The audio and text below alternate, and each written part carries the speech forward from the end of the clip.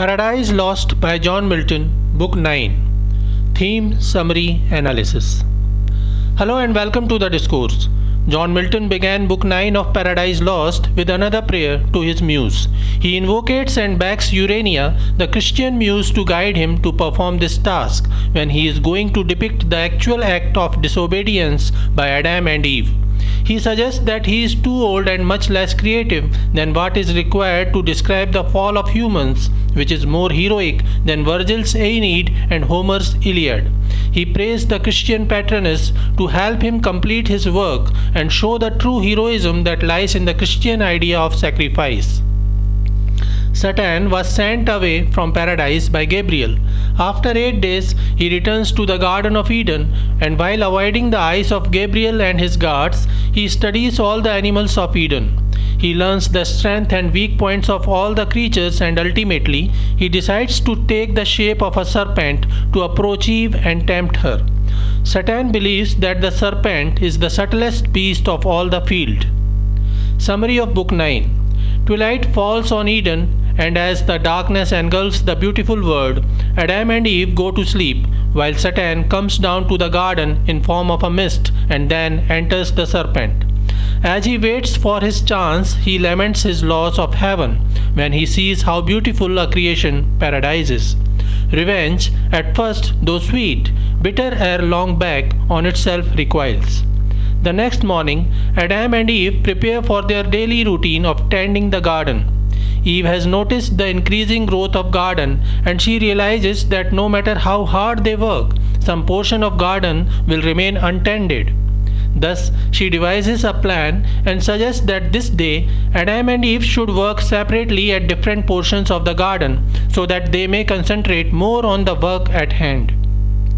Adam argues against Eve's idea as he is aware of the danger that Raphael informed about.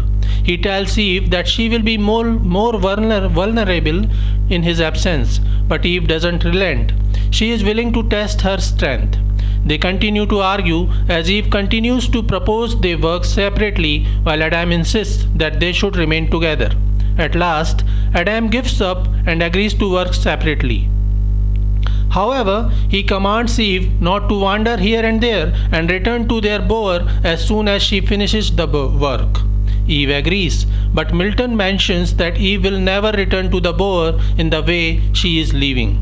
So, Eve chooses the direction in which Satan was hiding in the body of a serpent. Satan watches Eve, arguably the most beautiful creature God ever made, and gets mesmerized. For a moment, he forgets all the evil ideas he had in his head and just watches Eve, admiring her. He feels that in her presence, he is becoming stupidly good. Soon he comes to his senses and realizes that his only purpose is to destroy God's creation to corrupt Eve and Adam. Satan approaches Eve and flatters her, telling her how beautiful she is, how graceful and godly she appears. Eve, prone to vanity, is amazed seeing a serpent speaking like her and Adam. She asks how could the serpent can talk like a human. Satan answers that it is the effect of a fruit that he ate from a tree in the garden. He says that by eating the fruit of that tree, he got the power to speak and reason. Through his newly acquired rational faculty, the serpent says he reasoned that Eve is worshipable as she is the most beautiful creation of God and he wishes to worship her. Eve feels like a goddess, full of vanity, and asks the serpent about the tree.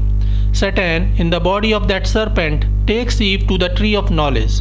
Eve is surprised to know that the serpent ate the fruit of that tree. She says that God has forbidden man from eating fruits of that tree, and she is obedient to God. The serpent plays his cards. He says that God forbade man to eat the fruits of that tree, because the fruits of the tree of knowledge will make man omniscient, equivalent to God. Since God doesn't like competition, he forbade man to take those fruits.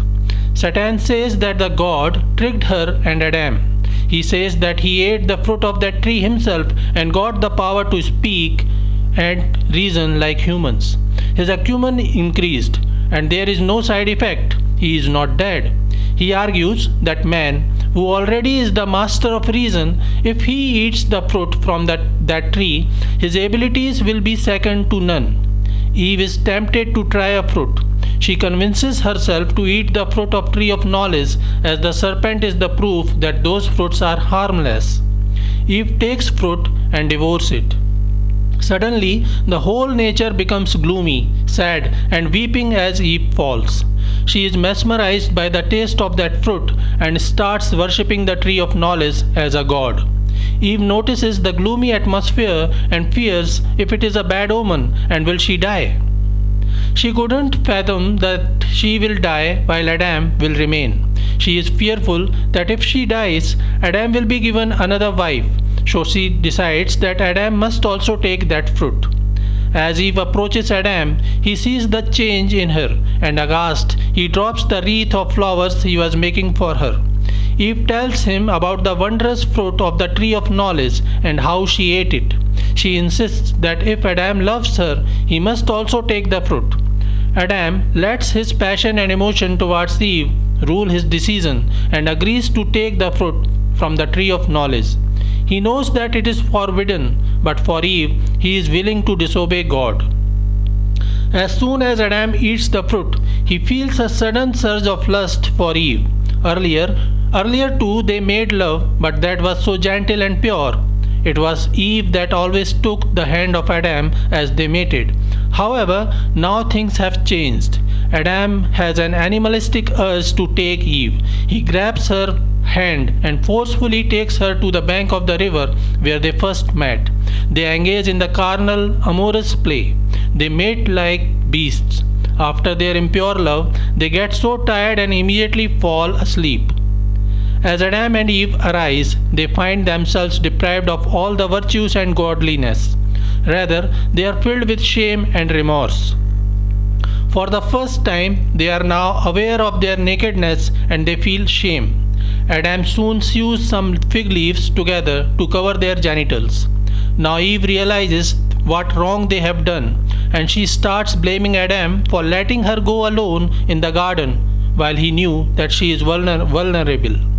Both continue to blame each other as the love between them gradually evaporates. Analysis of Book 9. Milton doesn't mention Urania directly as his muse in the fourth invocation. He strictly prefers to make it more Christian. He further mentions that this story is much greater and grander than Virgil's or Homer's work. He mentions that now the tragic part of his epic is going to be revealed. Satan is further degenerated before corrupting Eve. Satan again shows regret to what had happened, but he shows no wavering in his determination to destroy humankind. Satan feels the agony of internal despair as he realizes that it would have been better if he hadn't fallen and been allowed to appreciate the creation of God that he must now ruin. Milton carefully shows that Satan and man both have absolute power to reason and free will. He expresses that the mind can become one's own enemy by using reason to approach an unreasonable position. Satan easily succeeds in tempting Eve, which again shows that woman is the weaker sex in the Miltonian world. Milton expresses Eve as lacking the ability to reason soundly. She rather falls for false praise and superficial things. Furthermore, once she is corrupted, she cannot stand losing Adam and wants him to be corrupted too. Adam knows that it would be wrong to eat the fruit, but he cannot stand the situation where Eve is banished and he is forced to live without her. So he chooses Eve above God and readily eats the fruit. As a result, their pious love turns into a perverted sexual whim. This is it for today. We will continue to discuss the remaining parts of Paradise Lost. Please stay connected with the discourse. Thanks and regards.